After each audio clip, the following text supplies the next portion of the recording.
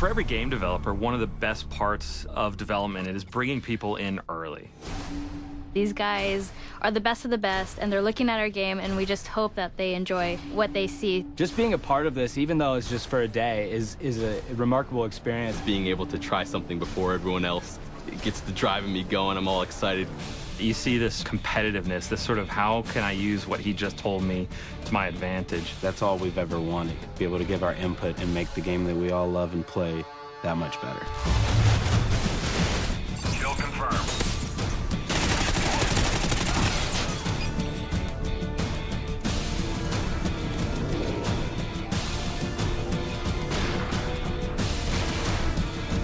Crank really developed from the idea of playing again with the TDM rules. We've added this idea that once you get a kill, you become cranked. You start speeding up, you're running all crazy. And then you have 30 seconds to kill another enemy, and if you don't, you explode.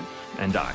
And all of a sudden it becomes very frantic Call of Duty. Lots of kills really quickly. I was running around the map going crazy looking for that last kill at the 2-second mark. You get a guy in your sights and someone comes in and steals that kill from you, and then you blow up, that's kind of a problem.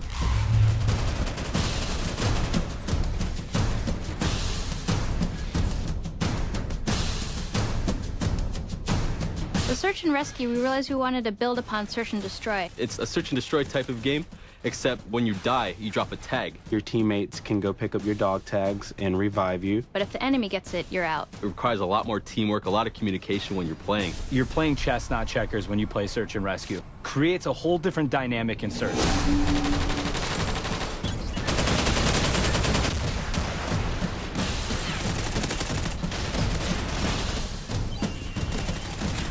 Reviving teammates and taking out the enemy's tags became another objective within the search and destroy mode. I think it's going to be a lot more strategy involved.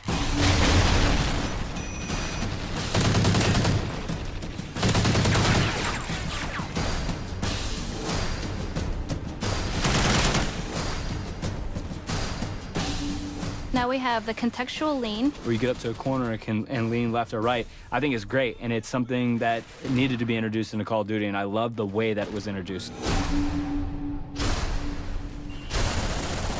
Knee slide's badass. To be able to slide and then get into a position and be ready to roll in that position is a unique thing in Call of Duty. Basically, when you're sprinting, you do like a cool slide animation. I was sliding all over the place with that thing. And also the mantling ability. Basically, when you're climbing up on stuff, you like carry your momentum with you. I loved that. It just promotes faster gameplay, more swift movement.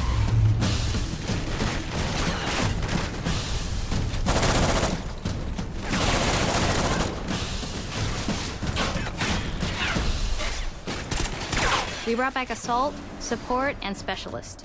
And with Assault, I saw a lot of people choosing the dog, and it's one of my personal favorites as well. To have this companion, this dog that helps you out, is so cool. It'll growl or bark when there's an enemy nearby, so you may be alerted to someone upstairs or right out the corner. We haven't really seen that in Call of Duty before, to have real AI things that escort you around the map. That really appealed to me.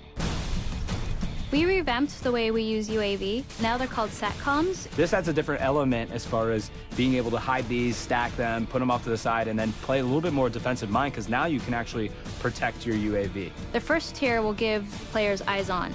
So when a teammate sees an enemy, you'll see it on your mini-map. When you throw down a second SATCOM, it gives you the traditional UAV that everyone's familiar with. And when a third is thrown down, that's when you see the directional movement of enemies. The other thing that I really like, where you can snipe from the helicopter. You go up into the air and you can control where the helicopter is on the map, but it's up to you to snipe off enemies. And trying to snipe the guy that's sniping from the helicopter is even much harder.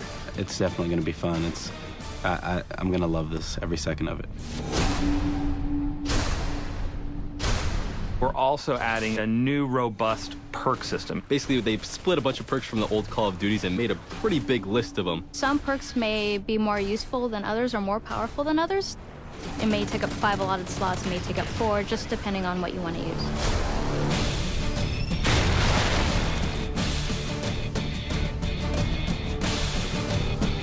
Usually when you're playing online, you have your headsets and you're calling out where enemies are, but sometimes when you're here in the moment, you forget to.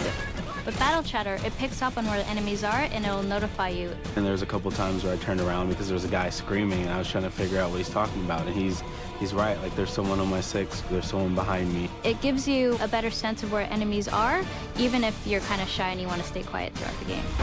Got hostiles near the wrecked ship!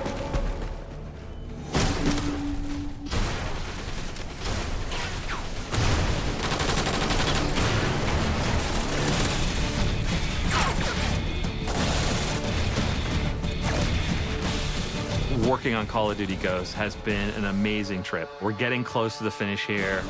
Everyone's really excited. We were a launch title for the 360, and now to be a launch title for the Xbox One, it's a really, it's kind of a fun, monumental occasion for us. We know it's a lot more work. We know it's a lot harder, and that actually, I think, just drives us more. And I'm really excited about how Call of Duty Ghosts is going to turn out on Xbox One.